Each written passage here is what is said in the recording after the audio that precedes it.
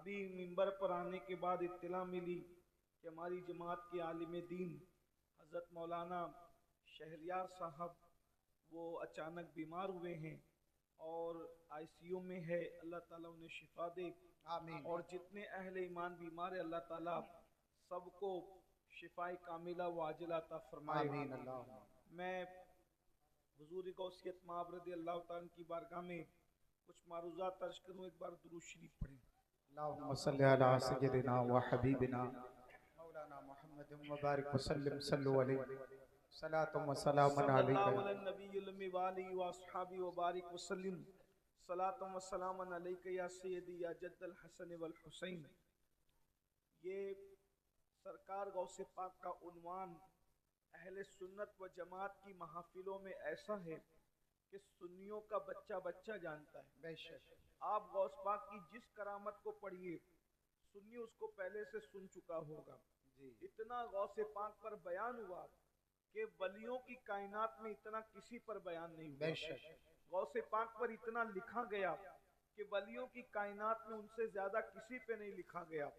بلکہ حضور غوث پاک کی شان تو یہ ہے کہ مسلم تو مسلم جو لوگ مسلمان نہیں ہے ان کا بھی ایک بڑا طبقہ حضور غوث پاک کو مانتا ہے. بے شک. آپ ہماری پرانی کتابیں اٹھا کر دیکھیں بزرگوں کی تو راجہ رنجیت سنگھ کے دربار میں بھی سرکار غوث پاک کی 11ویں ہوا کرتی تھی. جی بے شک. بے حضور غوث شک. پاک کی شان یہ ہے. اس مضمون کو میرے امام نے یوں بیان فرمایا ہے: وہابی رافضی کی کور نفسی، وہابی رافضی کی کور نفسی کہ ہندو تک تیرا قائل ہے یا غوث، آئے آئے.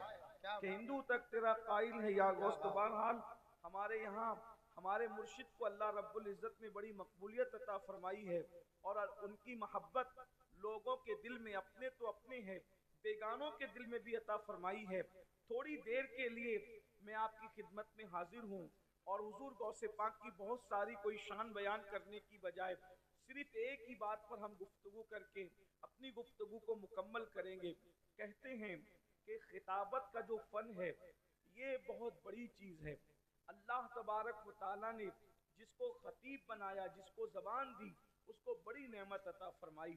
لوگ اس کا مس یوز بھی کرتے ہیں لیکن ہم اس پر کوئی گفتگو نہیں کرتے. مگر یہ ضرور ہے کہ ہر نبی کو اللہ نے خطابت عطا فرمائی. ہر نبی خطیب ہوئے ہیں اس لیے کہ لوگوں کو اللہ کی طرف بلانے کے لیے بہت مؤثر ذریعہ خطابت ہے، واعظ و نصیحت ہے. اسی طریقے سے آپ دیکھیں ہندوستان کی سرزمین پر ملک کو آزادی دلانے میں خطابت نے ایک بڑا کارنامہ انجام دیا ہے. اسی طریقے سے دین کی اشاعت کے لیے خطابت نے ایک بڑا کارنامہ انجام دیا. جہاں کتابیں نہیں پڑھی جاتی وہاں بھی خطاب سنے جاتے ہیں، اس لیے کہ کتابیں بہت زیادہ علم والے لوگ سمجھتے ہیں مگر خطاب کو ایک عام انسان بھی سمجھ لیتا ہے. اسی لیے خطابت کے ذریعے سے بڑا کام ہوا ہے. اللہ اکبر. ہم اپنے مرشد حضور غوث پاک کو جب ہم دیکھتے ہیں تو سرکار غوث اعظم جیسا ولی اگر ہمیں کوئی نظر نہیں آتا، غوث پاک جیسا کوئی مفکر ہمیں نظر نہیں آتا، غوث پاک جیسا کوئی معمار قوم و ملت ہمیں نظر نہیں آتا، غوث پاک جیسا عظیم مصلح ہمیں کوئی نظر نہیں آتا، غوث پاک جیسا جیسے مصنف ہمیں کوئی نظر نہیں آتا، غوث پاک جیسا جیسے عظیم صاحب ولایت کوئی نظر نہیں آتا، ویسے حضور غوث اعظم جہاں اپنی شخصیت کے اندر ایک بڑی عظیم ہستی ہے، ہر جہت سے وہ بے مثل و بے مثال ہے. اسی طریقے سے اللہ نے ان کو جو خطابت کا فن عطا کیا تھا ان کے دور میں آپ جیسا خطیب دنیا نے نہیں دیکھا. خطابت کا وہ عالم تھا کہ حضور غوث پاک کی محفل میں ایک وقت میں 70 ہزار لوگ جمع ہوا کرتے تھے. 70,000 لوگ. اور یہ کیمرے کتنے ہیں جو بیان ریکارڈ کر رہے ہیں، لیکن اس دور میں کیمرے تو نہیں تھے. لیکن غوث پاک کے خطابات کو ریکارڈ کرنے کے لیے یعنی ان کو لکھنے کے لیے 400 بندے قلم دوات لے کر کے بیٹھتے تھے اور حضور غوث پاک کا خطاب لکھا کرتے تھے. جب غوث پاک خطاب فرماتے تھے تو انسانوں کے علاوہ جنات کا مجمع بھی ہوا کرتا تھا. ابھی یہ منتظمین نے کتنی محنت کی ہوگی تب کہیں جا کر یہ ہزاروں کا مجمع جمع ہے، لیکن 70,000 نہیں ہوں گے. جہاں تک میرا خیال ہے کہ اس مجمع میں اتنی محنتوں کے بعد لاکھوں روپے خرچ کرنے کے بعد ہزاروں آئے ہیں مگر 70,000 نہیں ہے. आज से 900 साल पहले न कोई तशहीर है, न कोई इंटरनेट का दौर है, न कोई तशहीर करने वाला है, और 70,000 का मजमा है। अल्लाह अकबर। और फिर ये 70,000 तो इंसानों का मजमा है, उसमें जिन्नात अलग है, उसमें फरिश्ते अलग है। और फिर अल्लाह अकबर, सिर्फ फरिश्ते और जिन्नात नहीं बल्कि अंबिया भी तशरीफ लाते हैं। और सिर्फ अंबिया नहीं, इमामुल अंबिया भी तशरीफ लाते हैं, मौला अली भी तशरीफ लाते हैं।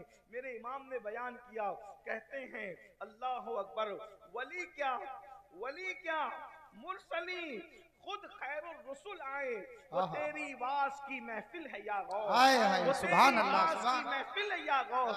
खुद हुजूर सैयदुल आलमीन तशरीफ लाते हैं, मौला अली तशरीफ लाते हैं। अल्लाह अकबर। और बयान की चाशनी क्या है, बयान की लज्जत क्या है? जो आता है तौबा करके जाता है, ईसाई आता है मुसलमान होकर के जाता है, यहूदी आता है मुसलमान होकर के जाता है, मुशरिक आता है मुसलमान होकर के जाता है। कैफियत ये है, हुजूर गौसियत माफ की, लेकिन मैं आपके सामने थोड़ा सा हुजूर गौसे पाक की खिताबत और दूसरों की खिताबत का एक फर्क वाज़े करना चाहता हूँ। मैं आज के तनाजुर में कुछ नहीं कहूँगा, मैं सिर्फ जो है हुजूर गौसे पाक के दौर की बात कर रहा हूँ। आप जानते हैं मेरे भाई, हुजूर गौसे पाक ने जो इनकलाब पैदा किया है, आपको मुहय्यद्दीन का लक़ब मिला, यानी दीन को जिंदा करने वाला। ये लक़ब किसी को नहीं मिला। उम्मते मुहम्मदिया में ये लक़ब सिर्फ हुजूर गौसे आज़म की खुसूसियात में से है, इसीलिए मुहय्यद्दीन किसी को नहीं कहा जाता। ये दीन को जिंदा करने वाली हैसियत शख्सियत है। आप क्या हस्ती है।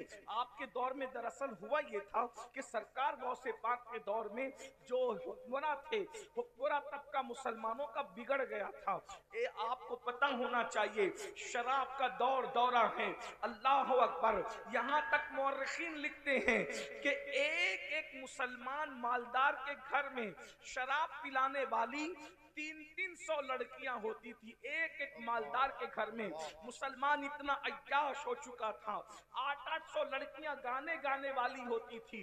दौलत की वजह से लोग आवारा हो चुके थे, दौलत की वजह से लोग अय्याश हो चुके थे। और एक बात आपको बताऊं, हालात ये थे हुजूर गौसे पाक के दौर में कि मुसलमान ईसाई लड़कियों के साथ जो है वो उनको अपने हरम में ला के रख रहे थे, यहूदी लड़कियों को अपने हरम में ला करके रख रहे थे। गोया की अय्याशी का कोई भी मौका उन्होंने हाथ से जाने न दिया। और फिर मजहबी तबका मालदारों के सामने सरेंडर हो चुका था। मजहबी तबके का हाल ये था, वो तकरीरें करते तो लोगों को सुलाने वाली से मतलब ये, अरे तुम्हें क्या डरना, तुम तो मुसलमान हो, तुम्हें तो जन्नत मिलनी ही मिलनी है। आप मुझे बताएं, शराबियों को जन्नत इस तरीके से बांटी जाएगी तो क्या वो शराब छोड़ेगा? जुआरियों को जब जन्नती कहा जाएगा, आवारा गर्दी करने वालों को जब जन्नती कहा जाएगा, तो क्या वो बुराई से वो बाज आएगा? वो तौबा करेगा? अल्लाह अकबर। कुरान हदीस को छोड़कर मिंबर से सब बयान हो रहा था, यहाँ तक के झगड़े अहले इल्म में यहाँ तक पहुंच गए थे। और झगड़ा भी किस बुनियाद पे हो रहा था? काला कलर अफजल है या सफेद कलर अफजल है, सफेद कलर अफजल है या हरा कलर अफजल है। यानी कौम को बेवकूफ बनाने की हर पूरी कोशिश कर ली गई थी, इसलिए कि वो जानते थे जब तक के कौम को लड़ाएंगे नहीं, उस वक्त तक कि हम हुकूमत नहीं कर सकते। अल्लाह अकबर। कौमों के नजराने पर पलना ये उस दौर के अहले इल्म की पहचान हो चुकी थी। अल्लाह अकबर। यहाँ तक कि इस्लाम जो है इस हालत में पहुंच गया, ऐसे लगता था जैसे इस्लाम माज़अल्लाह मिटने के करीब हो गया, इस्लाम मरने के करीब हो गया। लेकिन इस्लाम मिटने तो नहीं आया, इस्लाम मरने तो नहीं आया। अल्लाह अल्लाह। मेरे आका अलैहिस्सलातु व तस्लीम के प्यारे दीवानों, उस वक्त अल्लाह ने कुतुबुल अक़ताब हुजूर गौसे आज़म शेख अब्दुल कादिर जिलानी को पैदा फरमाया। इमाम हसन और इमाम हुसैन का वो शहजादा जो नजीबुत तरफ़ैन सैयद था, जिसके बारे में मेरे इमाम यूं बयान फरमाते हैं, تو حسینی حسنی کیوں نہ محج الدین ہو، تو حسینی حسنی کیوں نہ محج الدین ہو، اے خضر مجمع بحرین ہے چشمہ تیرا، اے خضر مجمع بحرین ہے چشمہ تیرا، اور شان کیا ہے شکر کے جوش میں جو ہے وہ تجھے کیا جانے، شکر کے جوش میں جو ہے وہ تجھے کیا جانے، خضر کے ہوش سے پوچھے کوئی رتبہ تیرا، ورفعنا لک ذکرک کا ہے سایہ تجھ پر، ذکر اونچا ہے تیرا، بول ہے بالا تیرا۔ سرکار غوث اعظم بغداد گئے، بغداد کیپٹل تھا، بغداد راجدھانی تھا، اللہ اللہ، جب غوث پاک وہاں پہنچے مدرسے میں تعلیم حاصل کی، اور اس کے بعد لوگ اپنی اپنی محفلیں سجائے بیٹھتے تھے۔ ایک دن اللہ کے رسول تشریف لائے اور اس کے بعد کہا بیٹے عبد القادر تم بیان نہیں کرتے؟ تو غوث پاک نے فرمایا یا رسول اللہ یہ سب عربی لوگ ہیں، ایک سے ایک بیان کرنے والے، ان کے درمیان میں کیا بیان کروں گا؟ سرکار غوث پاک سے حضور نے فرمایا تم بیان کرو۔ عرض کی حضور میں عجمی ہوں، یعنی کہ غوث پاک کا جو وطن تھا جیلان تھا وہ ایران میں تھا، اس بنیاد پر فرمایا کہ میں عجمی ہوں حضور میں کیسے بیان کروں؟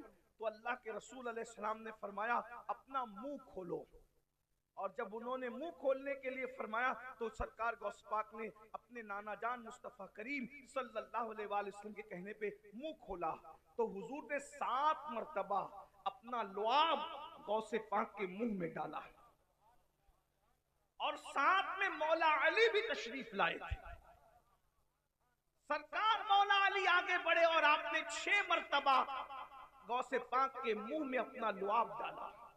تو غوث پاک نے پوچھا دادا جان، نانا جان صلی اللہ علیہ وآلہ وسلم نے تو 7 مرتبہ ڈالا، آپ نے 6 مرتبہ کیوں؟ تو فرمایا تمہارے نانا جان صلی اللہ علیہ وآلہ وسلم کے ادب کی وجہ سے، کیونکہ میں رسول اللہ نے 7 مرتبہ ڈالا تو میں 7 مرتبہ اس لیے منہ میں آپ کے لعاب نہیں ڈالتا تاکہ ادب ملحوظ رہے، میں نے 6 پر رک کر کے بتایا کہ میں نبی کی برابری نہیں کرنا چاہتا۔ حضور غوث پاک فرماتے ہیں جب رسول اللہ کا لعاب اور مولا کائنات کا لعاب میرے منہ میں پڑا تو لوگوں کو جیسے بے ساختہ الٹیاں آتی ہے ویسے مجھے تقریر آتی تھی، اور میں کنٹرول کے باوجود بھی، نہ چاہنے کے باوجود بھی خطاب سے رک نہیں پاتا تھا۔ اور پھر فرمایا جب میں نے خطاب سنا، غوث پاک فرماتے ہیں میرے پہلے خطاب میں صرف 2 لوگ بیٹھے ہوئے تھے، 2 لوگ، پہلی تقریر میں 2 لوگ بیٹھے ہوئے تھے، اور جب بھیڑ بڑی تو ایسا کہ میرا مدرسہ بھر گیا، پھر اس کے بعد جامع مسجد بھر گئی، پھر اس کے بعد اور بھیڑ بڑی تو لوگ میرا منبر اٹھا کر کے عیدگاہ لے گئے، اور ایک ایک وقت میں 70 ہزار کا مجمع آنے لگا۔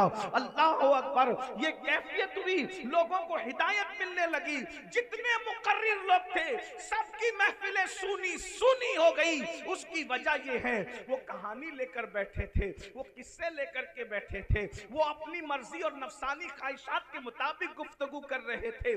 غوث پاک نے لوگوں کو قرآن و سنت کی طرف بلایا، لوگوں کو توحید و رسالت کی طرف بلایا۔ آپ جانتے ہیں اللہ اکبر، حضور غوث پاک کے دور میں کس طرح گمراہ کیا جا رہا تھا، لا یعنی باتیں کہی جا رہی تھی۔ غوث